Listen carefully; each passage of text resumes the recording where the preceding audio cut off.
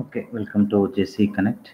In the previous class, we were discussing about the coagulation, flocculation, sedimentation process, and I have explained, okay, how exactly the coagulation is going to happen, and how exactly the flocculation is going to happen, and how exactly the sedimentation is going to happen. Okay, and I already explained that in our national education policy uh, how the water sector as well as the wastewater treatment sector, water treatment sector is playing a very important role. Okay, and in AICT new branches also they have recommended some of the branches like civil and environmental engineering. Okay, so it's directly linked to an society. Okay, so the importance has to be given in all these understanding all these processes. Okay, so then this is very important slide because you can understand we already discussed some of the microbial processes, and we also already discussed some of the physical processes, and the solids also we did the classification called the total suspended solid, total colloidal solids, and total dissolved solids. So you might be surprised that what will be the size, from where to where these sizes will be there. Okay, so if the algae is there, the what will the size range? Just we can see from here to here. If you remember this slide, okay, you can understand what will be the size of all these particles that we have discussed till now. Okay, so the algae is varying from, see, from here somewhere around zero point 0.5 micron to till it will be 100 microns, and remember this one is micrometer. Okay, this will be the scale will be micrometer. And viruses, you can see this component, it will be size of 0.012 zero point 0.1. Okay, this is the smallest microbe that I already explained. So which is the lesser size in nature, okay, and which will be the highest size in nature.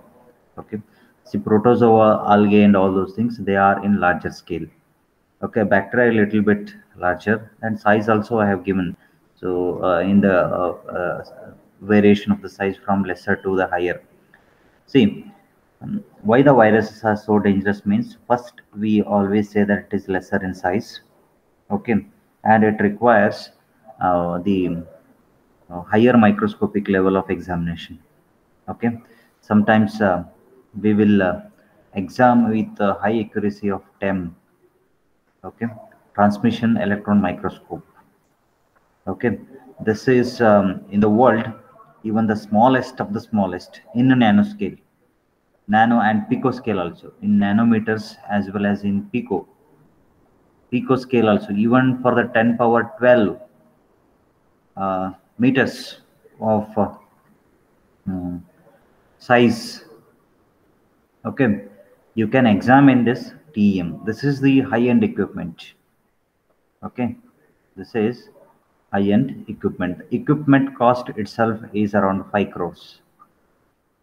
Okay, you might be surprised that, okay, this is the equipment of this, but it will be of around 5 crores, because still you have up to 10 crores also.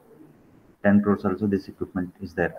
In SEM you will get it, but that much size up to 10 power minus 9 meters you can measure it. But in the TEM, this is scanning electron microscope, and this is the transmission electron microscope.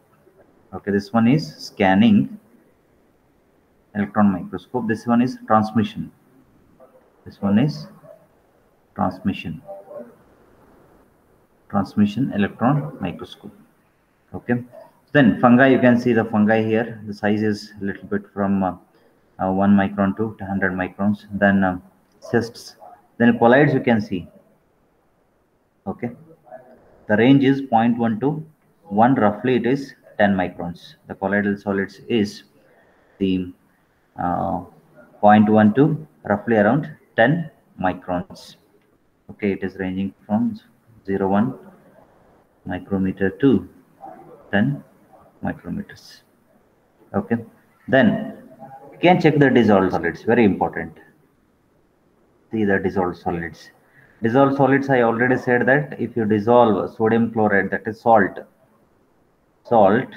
in water, if you dissolve salt in water, so you cannot find or you cannot see any of the particles. That is nothing but dissolved. If you check that size, okay, it is very less. It is 0.1 to 0.1 microns, almost of the size of viruses. Then the size of the virus, can I equate now?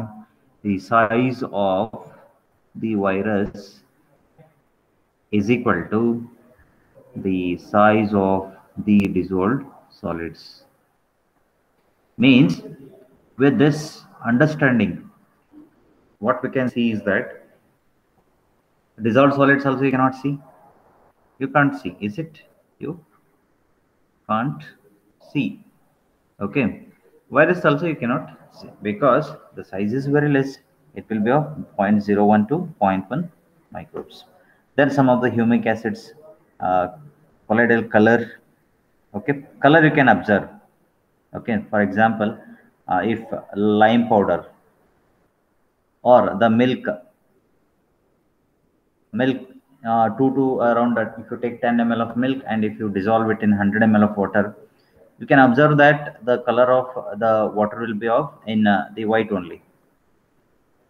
Okay, it is nothing but that solids are there, they are all colloidal solids. Okay, they are all colloidal solids. The colloidal is this one. Then post filtered particles, flocculated particles. If you see the flocculated particles, I already explained in the coagulation process. The coagulation process, just I'll go back the one or two slides before that. What is that process? See here, the whatever the size here, the particles are there. These are flocculated particles because some of the particles, okay, they are coming close together and it is creating a bigger mass.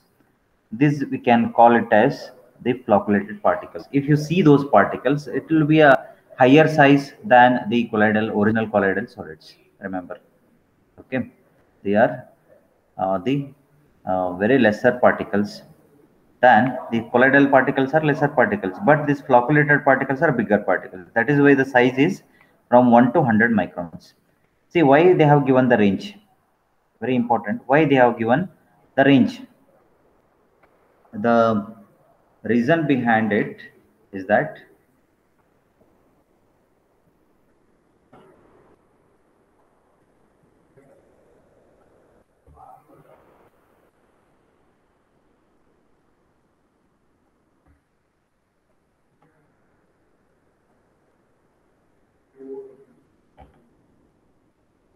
the reason behind, see, when it start to flocculate, when it start to flocculate, okay, one particle will be there, two particle will be there. First what it will happen is that it will make this size. Okay, here also one particle will be there, here also one particle will be there, it will make, then these two will combine, size is going to bigger.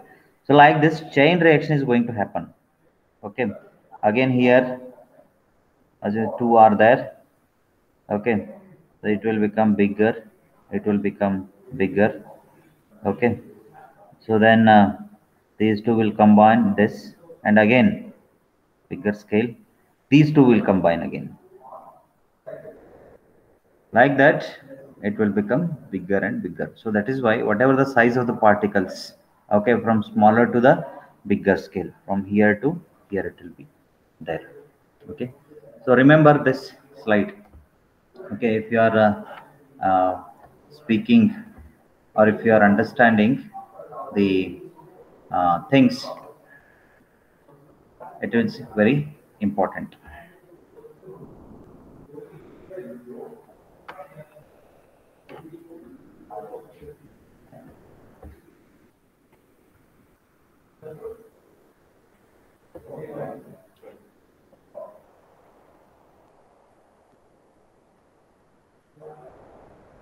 Then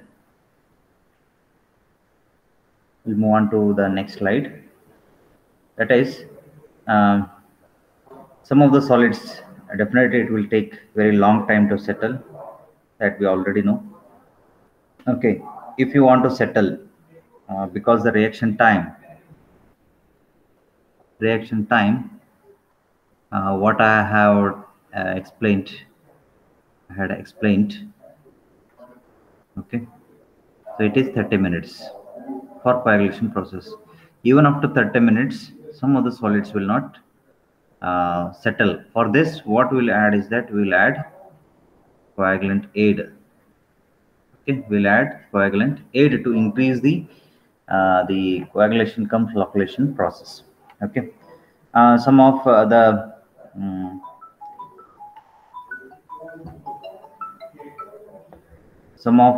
the coagulant aids, rather than, these are the coagulants, alum and ferric chloride, these are the coagulants, but with that we'll add some of the lime. So lime is also coagulant aid, so which is going to increase the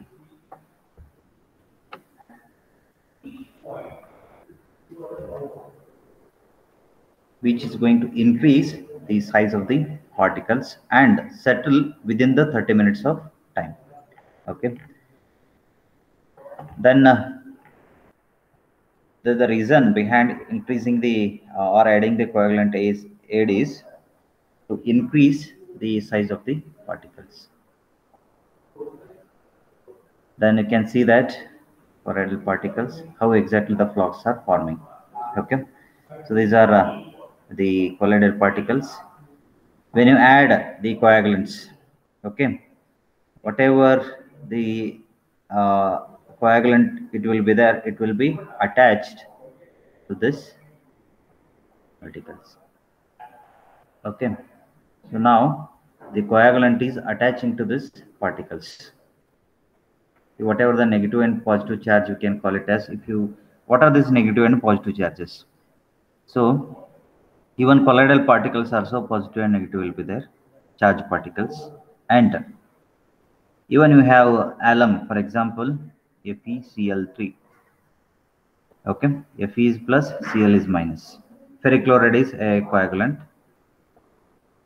Okay, so here what will happen is that this positive charge will binds to this and negative to this. Similarly, alum, Al2SO4 tries 17H2O.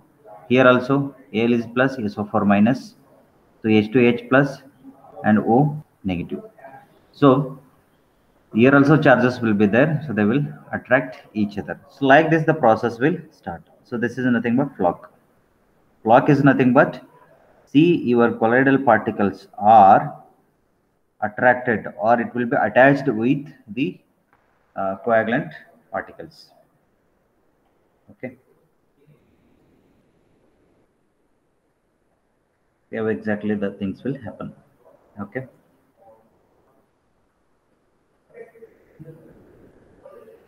that I already explained. Particles with negative surface charges, particles with positive charge surfaces, how exactly it will be attached. Okay, negative, positive, negative, positive. Okay, so this is very important. This I already explained, the jar test. Okay, but that time I don't have any figure. Now you can see the figures. Okay, in this jar test, hmm, how exactly we are going to conduct it.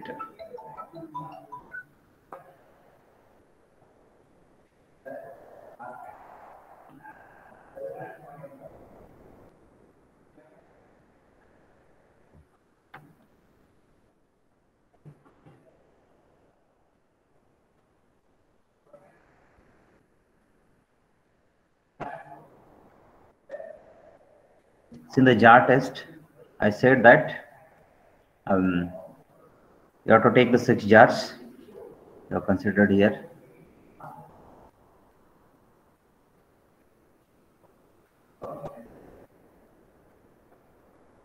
So you have to consider 6 jars.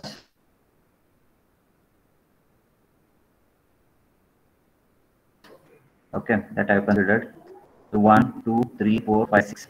Total 6 jars are there. So what I have to do is that for all those 6 jars,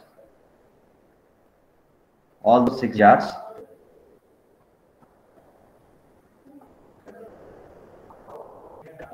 for all those 6 jars, I have to add the for each I have to fill the 1 liter of the colloidal solid containing water.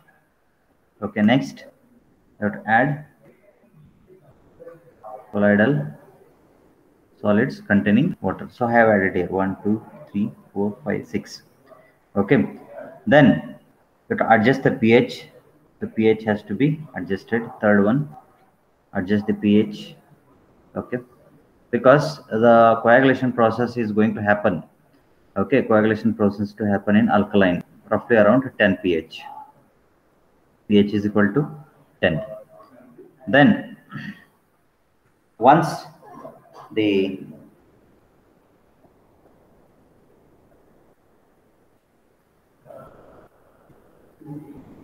once the pH is adjusted, then add the increasing dosage of alum. Okay, alum or the coagulant. Add the coagulant starting from 0 to 1, 2, 3, 1, 5, 10, 20 milligram per liter. Always you have to start with the lowest to highest, lowest to highest you have to prefer. Okay, then once you added it, 1 minute slow mixing, slow mixing, slow mixing, and next 29 minutes fast mixing, fast mixing. Okay, so then normally they said 2 minutes, but still you can complete within 30 minutes. Okay, then wait for once this reaction is completed, wait for the 1 hour. Okay, wait for 1 hour for settling.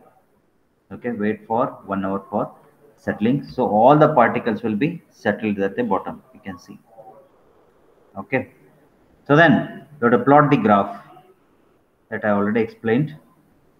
Percentage removal versus the dose in milligram per liter.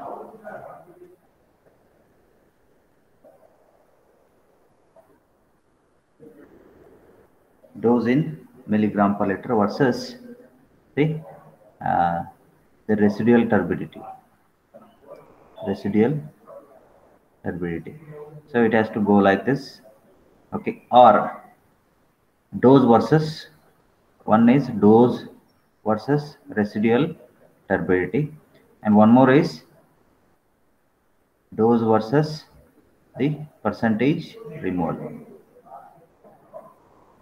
Okay, see dose versus percentage removal, if you plot it, this is the curve. Dose versus residual, it will come like this. Okay, it will come like this. So whichever the least, when you are considering the dose versus residual turbidity, the least percentage, least means it has to go like this again. One curve is like this and one more curve is like this. So this is the least point. So it has to, at which jar it is coming lowest, when you are considering the dose versus, that will be the optimum dose. Okay, and these points and these points are always equal when you plot the things.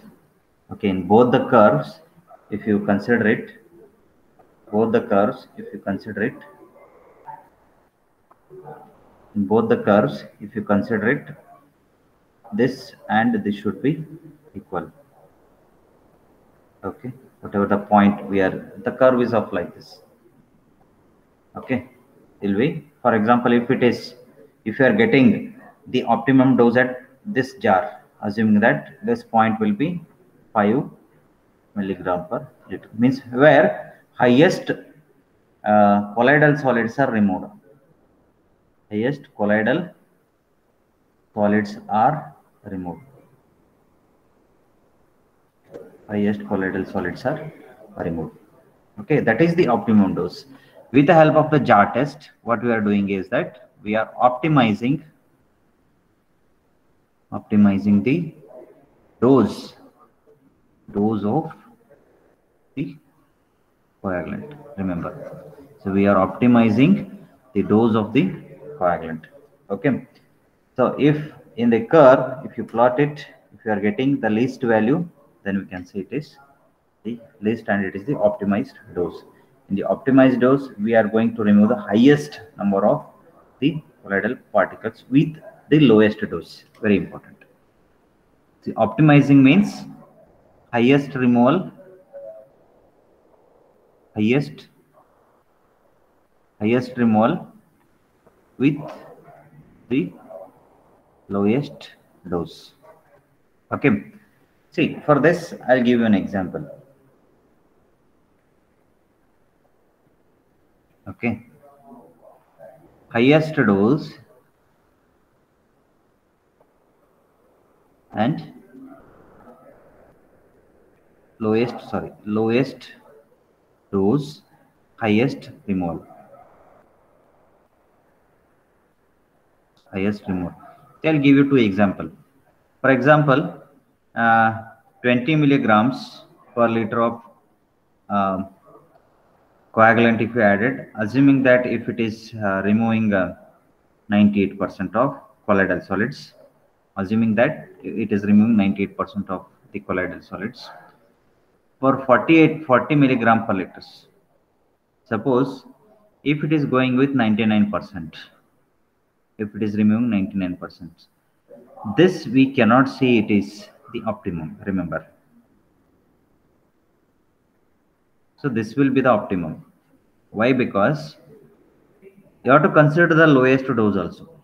See, by doubling the or increasing 2 times of the dose of the coagulant, if you are removing only 1%, if it is increasing from 98 to 99%. Okay, that we cannot call that as the optimum. Okay, we cannot that as an optimum. Okay, then we have to consider only 20 milligram per liter is an optimum. Okay, so these are the reactions which are going to happen during the coagulation process. Of course, these are not required. So ion layer compressions, charge neutralization, surface complexation, and polymer bridging and sweep coagulation. So maybe I'll give that things how the reaction is going to happen that I already explained.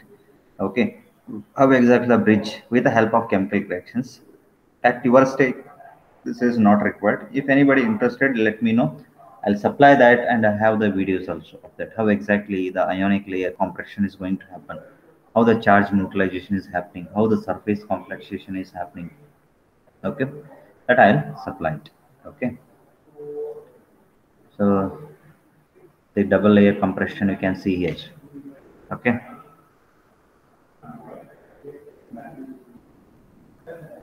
initially single particles will be there. This you can see how it is going, making 3.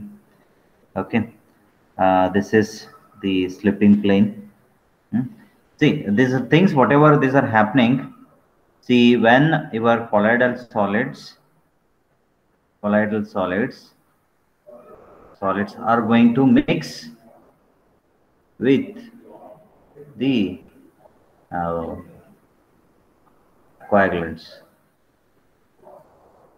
Okay, whatever the mechanism you are observing here, okay, they are going to happen with the help of this. Okay, so already explained.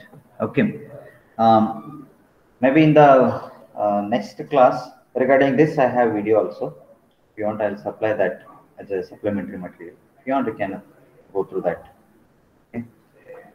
Then filtration process. I'll explain in the next class. Of course, filtration, disinfection, and some of the membrane filtration process. We have left with three important parameters. So that is the filtration, then disinfection and membrane filtration processes. Okay, so this we'll try to complete around 5 to 6 classes. If we are going to complete it, maybe we almost going to complete around 3.5 modules. Okay, we are almost going to complete 3.5 modules.